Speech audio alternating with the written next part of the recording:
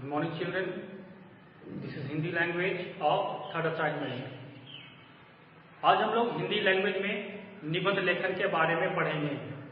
आज हम लोग जानेंगे निबंध लेखन का नियम क्या है, निबंध लेखन हमें किस प्रकार से लिखना चाहिए।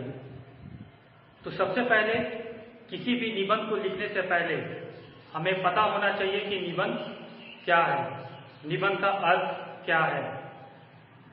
तो इसका उत्तर है, निबंध वह गद्य रचना है जो किसी विषय पर क्रमबद्ध रूप से लिखी गई हो, अर्थात ऐसी रचना जो विचार विमर्श और क्रमबद्ध रूप से लिखी गई हो।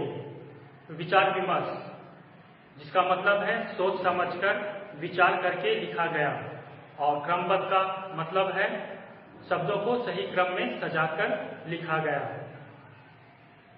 निबंध शब्द दो शब्दों के मेल से बना है, नि जोड़ बंध निबंध, जिसका अर्थ है भली प्रकार से बंधी हुई रचना। एक ऐसी रचना जिसे हम काफी सोच समझकर, काफी विचार करके लिखते हैं और शब्दों को सही क्रम में सजाकर लिखते हैं।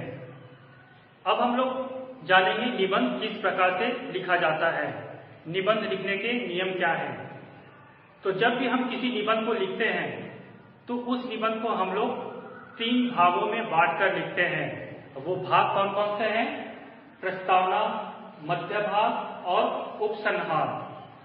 हमेशा हम निबंध को इन 3 भागों में बांटकर लिखते हैं। मान लीजिए हम किसी विषय पर निबंध लिख रहे हैं, मान लीजिए दशहरा पे हम निबंध लिख रहे हैं। तो सबसे पहले हमें दशहरा का प्रस्तावना लिखना होता है। प्रस्तावना जिसे हम लोग भूमिका और परिचय भी कहते हैं, निबंध का परिचय देना। परिचय में हम लोग लिख सकते हैं, भारत त्योहारों का देश है, भारत में किस किस प्रकार के त्योहार मनाए जाते हैं, उनमें से एक दशहरा है, दशहरा हिंदुओं का प्रमुख त्योहार है। इस प्रकार से लिखकर हम दशहरा का परिचय दे सकते हैं।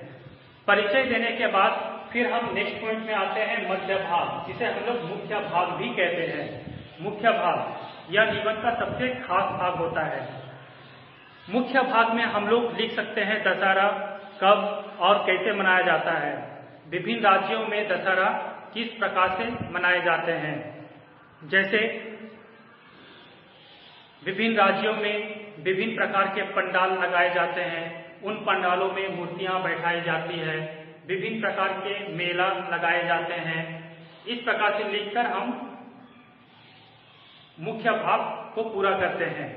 मुख्य भाग लिखने के बाद हम थर्ड में आते हैं उपसंहार। उपसंहार जिसको हम लोग निष्कर्ष भी कहते हैं। अंत में हम लोग निष्कर्ष लिखकर निबंध लिखना समाप्त करते हैं।